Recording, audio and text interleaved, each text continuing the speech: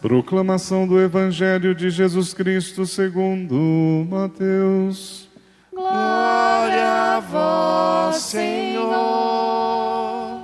Depois que os magos partiram, o anjo do Senhor apareceu em sonho a José. Ele disse: levanta-te, pega o menino e sua mãe e foge para o Egito.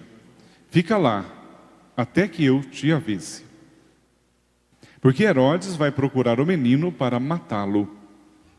José levantou-se de noite, pegou o menino e sua mãe e partiu para o Egito. Ali ficou até a morte de Herodes, para se cumprir o que o Senhor havia dito pelo profeta: do Egito chamei o meu filho.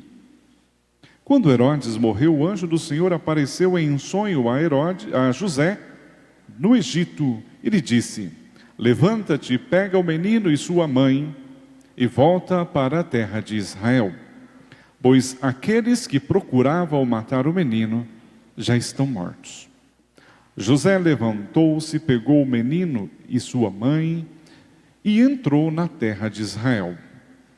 Mas, quando soube que Arquelau reinava na Judeia, no lugar de seu pai Herodes, teve medo de ir para lá. Por isso, depois de receber um aviso em sonho, José retirou-se para a região da Galileia e foi morar numa cidade chamada Nazaré. Isso aconteceu para se cumprir o que foi dito pelos profetas: ele será chamado Nazareno. Palavra da salvação.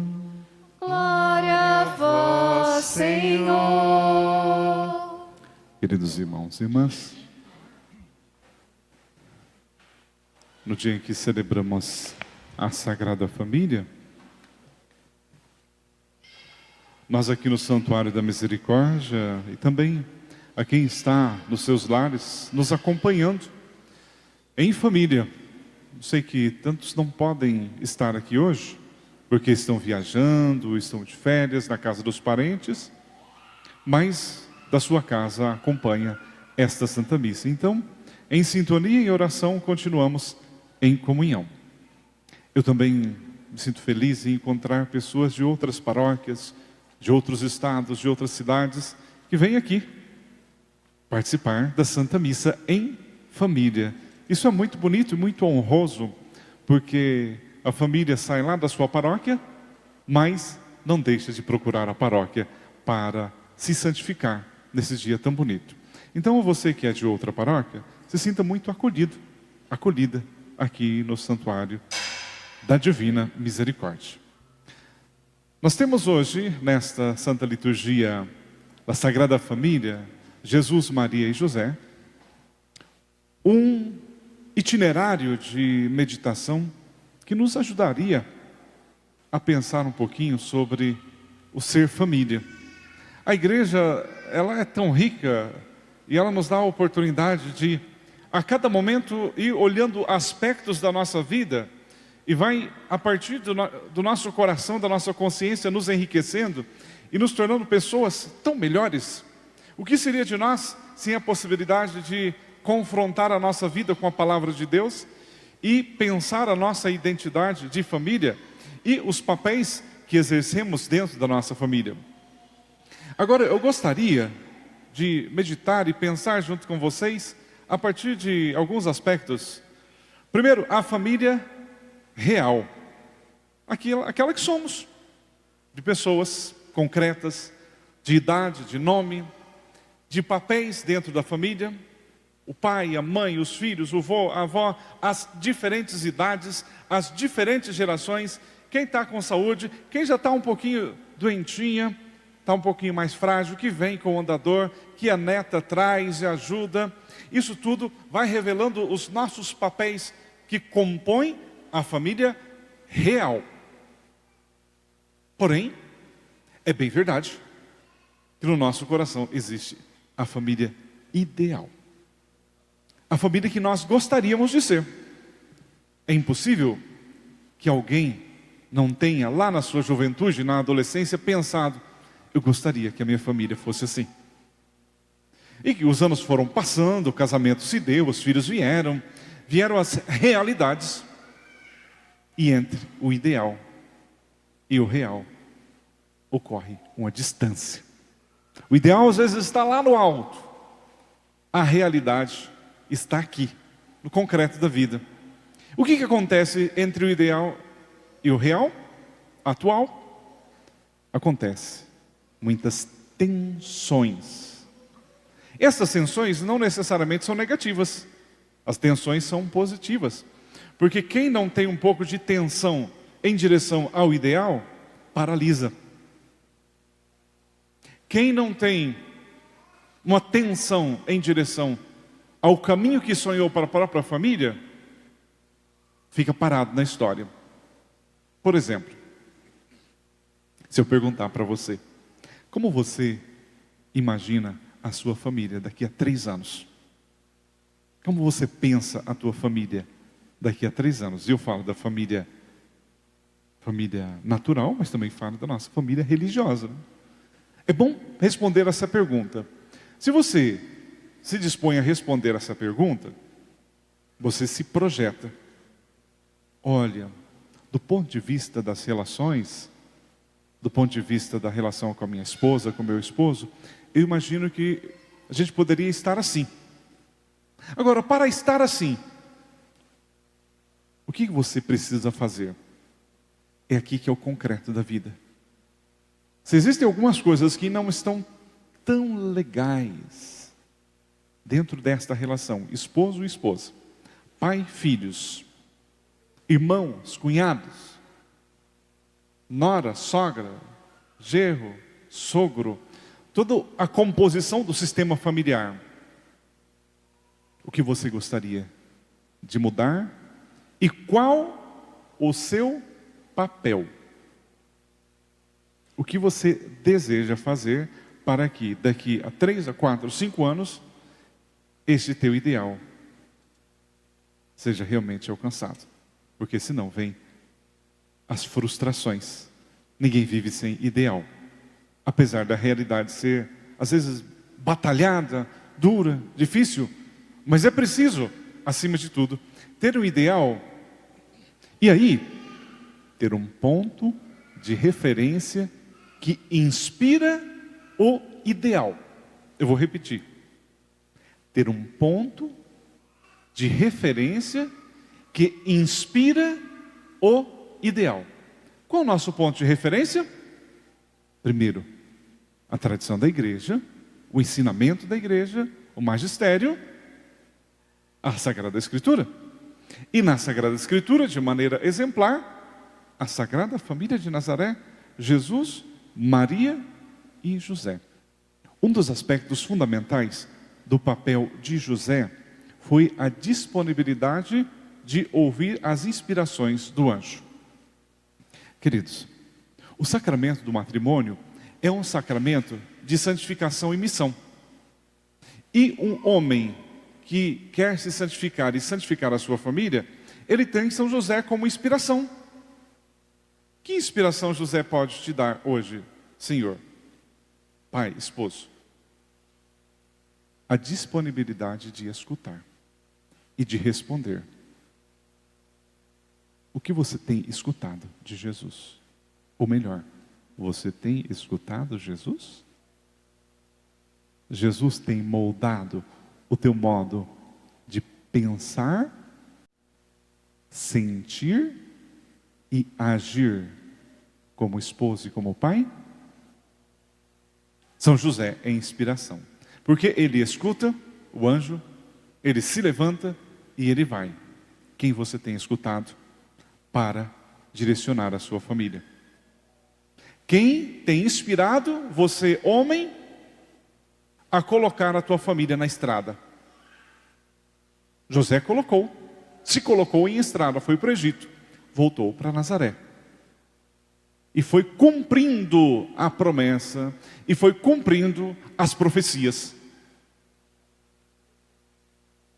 Se você vai ouvindo a Deus, a sua palavra, o ensinamento da igreja, você também vai cumprindo o projeto de Deus para a sua família. Querido Pai, Deus tem um projeto para a sua família de santificação. E esta santificação depende de você, do teu protagonismo como pai e como esposo. Agora, se você ficar surdo, vai continuar dormindo. José não ficou surdo. Ele ouviu, levantou, caminhou.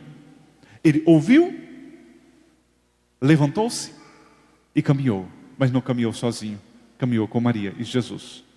Então, para o esposo, José, com o ponto de referência em vista do ideal de família. Para a esposa, Maria.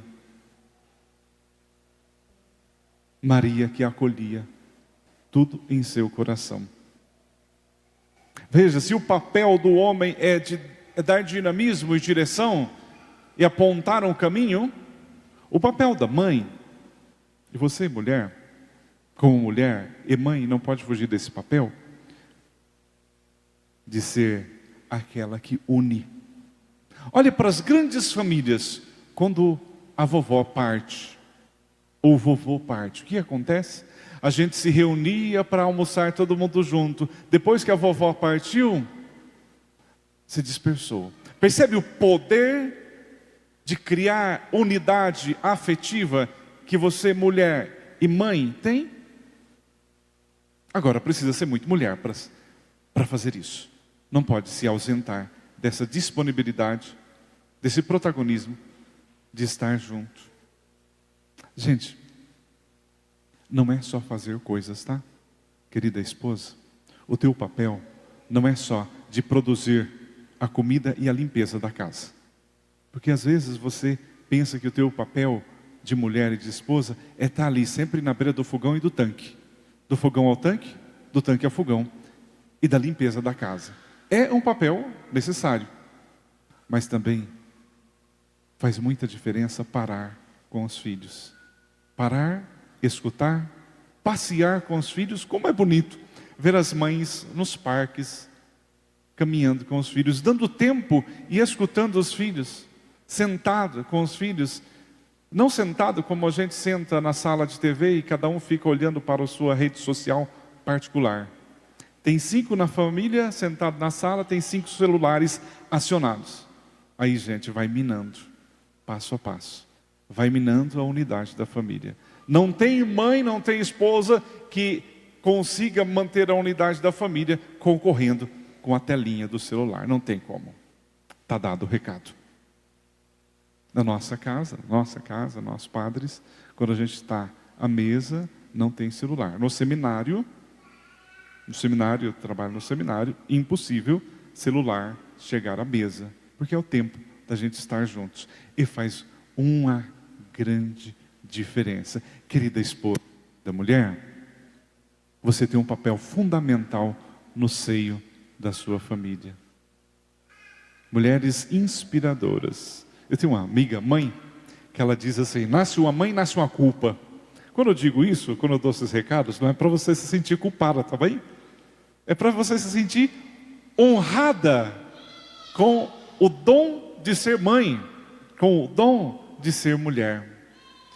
Gente, e essa família atual, real, casal, com os filhos, em vista de um ideal, essa família precisa ser marcada, primeiro, pelo referencial da família de Nazaré, inspirados na palavra de Deus. E aí, tem os recadinhos bem legais para vocês, para nós, família. Vamos dar uma olhadinha para o que São Paulo diz para as famílias hoje? Vós sois amados por Deus, sois os seus santos, eleitos. Pai, você é amado. Mãe, você é amada, eleito para ser pai, eleita para ser mãe. Agora, revesti-vos de sincera misericórdia. Não tem família que consiga permanecer unida se não houver misericórdia, se não houver perdão, se não houver auto-perdão, inclusive para com aquela família de onde viemos.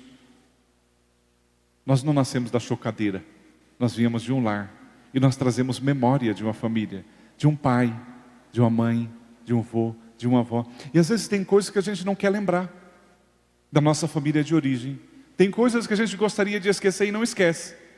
Se não houver sincera misericórdia, A gente não consegue ser a família atual, porque aquela família influencia. O que a tua família de origem influencia a tua vida hoje? Quais as memórias do lar configuram o teu jeito de ser? Você é um homem capaz de perdoar? Você é um homem capaz de manter unido a sua esposa? Ou você se dispersa para lá e para cá, influenciado pelas memórias que teve lá da sua casa? É agressivo? Aprendeu isso lá em casa? Desconfigure esse modelo. Seja um homem gentil, amoroso, assim como foi São José. Depois, São Paulo vai dizer mais ainda. Fala da humildade, da mansidão. Humildade é humus, disponibilidade de acolher a graça de Deus. Humo, terra fecunda, família é uma terra fecunda de santificação. Humildade é disponibilidade para ver na esposa um caminho de santificação. Às vezes não tão fácil, não é? Mas realizável. Humildade, mansidão. Olha que característica bonita de um pai, de uma mãe, de um filho. Mansidão. Nada de agressividade. Nada de rompante. Nada de querer ter a última palavra. Gente, é tão difícil conviver com uma pessoa que sempre tem a última palavra, não é? Que sempre tem razão. É difícil. Bondade. Bondade. Ser bom. Veja quantos ideais, quantas virtudes estão presentes na palavra de Deus e que inspira a família católica. Olha que bonito. Não é gostoso estar saboreando tudo isso e se inspirando na palavra para ser uma família iluminadora também? A nossa sociedade precisa tanto de família. Precisa tanto de pai, de mãe, de filhos, suportando-vos uns aos outros. Quando a gente escuta isso daqui, suportando, parece que não te aguento, mas eu vou te suportar, né? Suportando é no sentido de dar suporte. Quando está quase caindo, eu vou lá e sustento. Eu dou suporte, mas eu preciso estar bem para dar suporte. E vai indo, e eu vou finalizando. Perdoando-vos mutuamente. Perdoando-vos mutuamente. Gente, o perdão é um processo. O perdão não é só um ato intelectual de dizer assim, ó, eu te perdoo, você fez aquilo, eu te perdoo.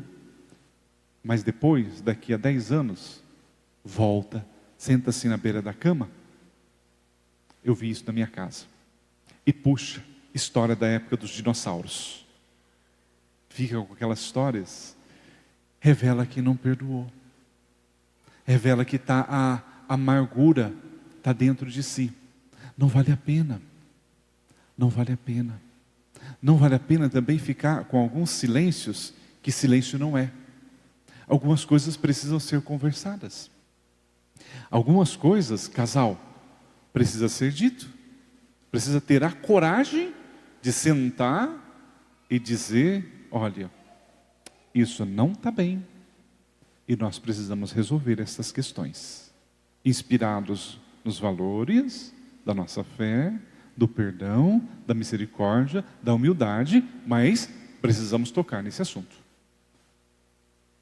Quantos segredos as famílias carregam, quantos assuntos não foram tratados, e o quanto isso tem efeito na vida afetiva da pessoa que está ali na família, da mulher que fica com aquele aperto no peito, aquele nó na garganta, que chora sozinha,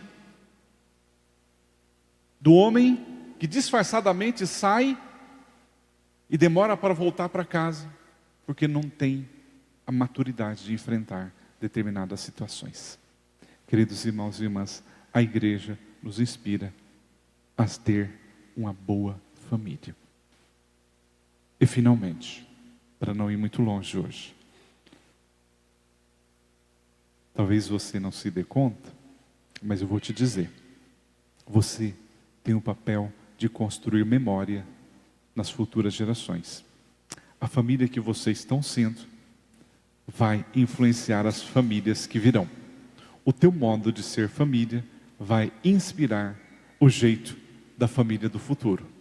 Que família você quer para a sociedade do amanhã? Está nas mãos da igreja. Você é a igreja. Portanto, tenha o protagonismo de ser, para a nossa sociedade, uma bela família. Isso não é um peso, mas é um dom. Aqui se produz família. Esta família vai de férias, vai para a praia, vai viajar, vai descansar agora, quem pode, mas vai como família católica.